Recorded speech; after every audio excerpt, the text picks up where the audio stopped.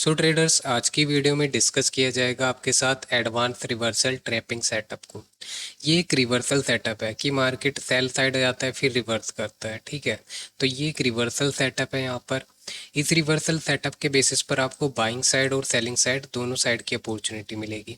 Price और volume दोनों के कॉम्बिनेशन से ये फॉर्मेट फॉर्म किया गया है।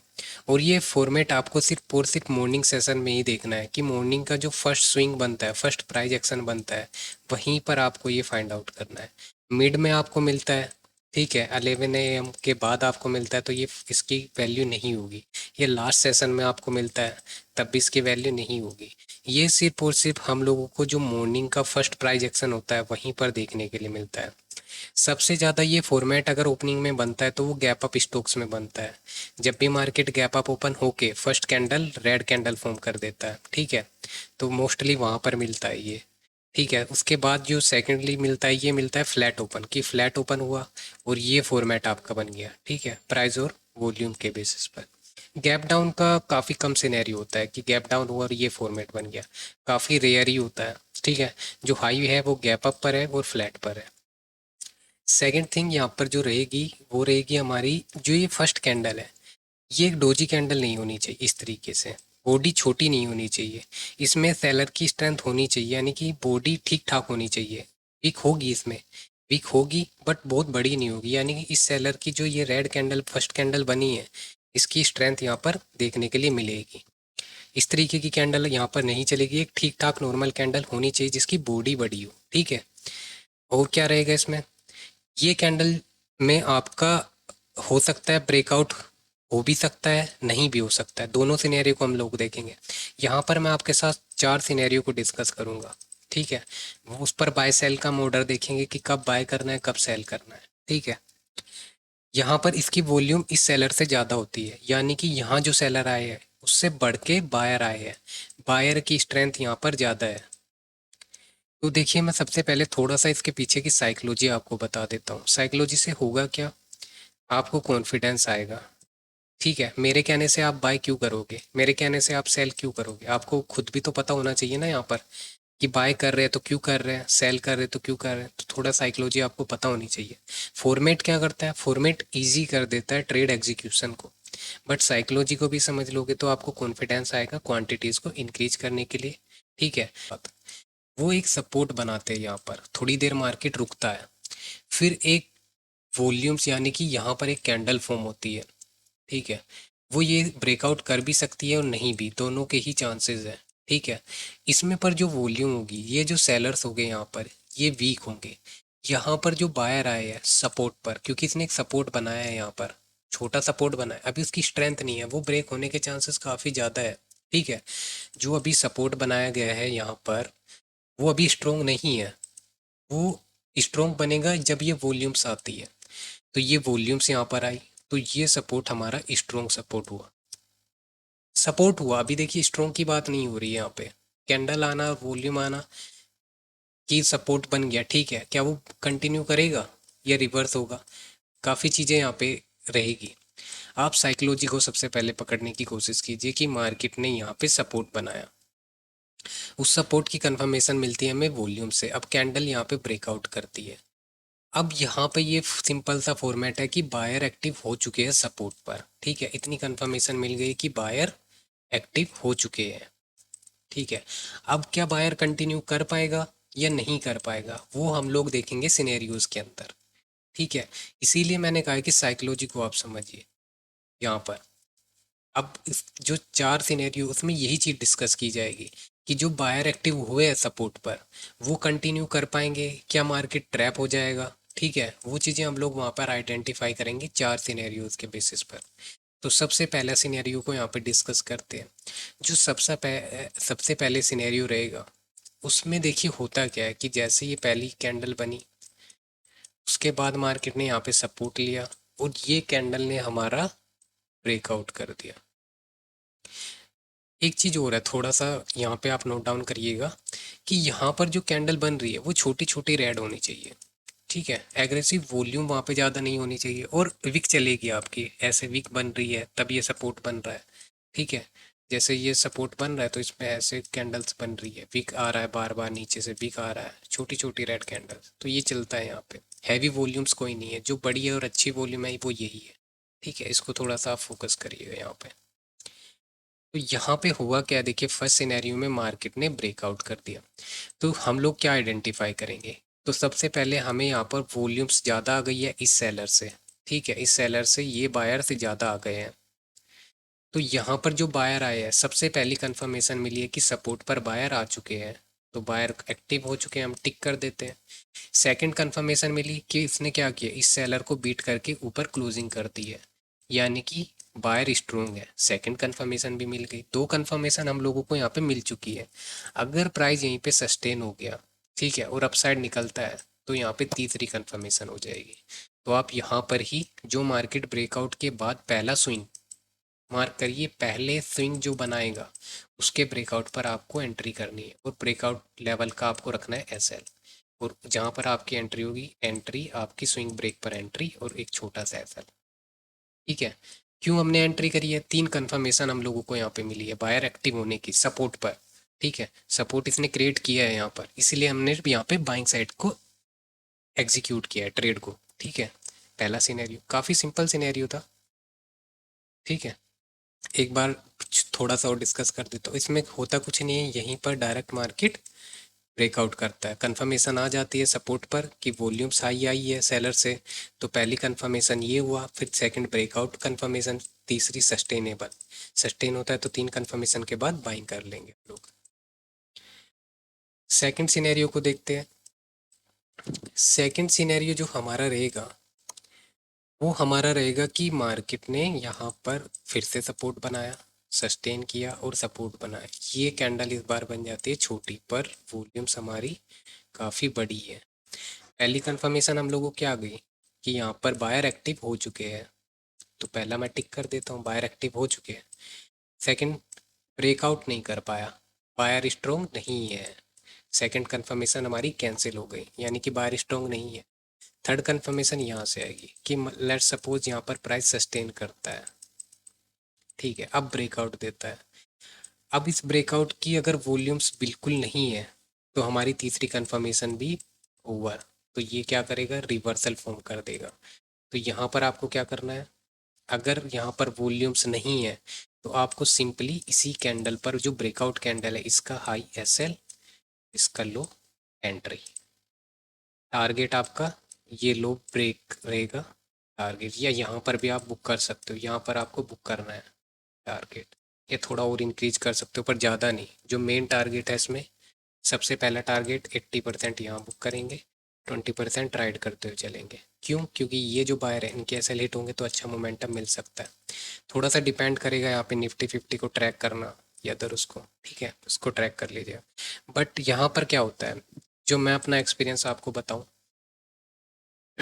तो यहाँ पर आपको मार्केट ये सपोर्ट को ब्रेक करके जो प्रीवियस सपोर्ट होगा उस तक चला जाता है बस। ठीक है, इतना टारगेट आप लेके चल सकते हो।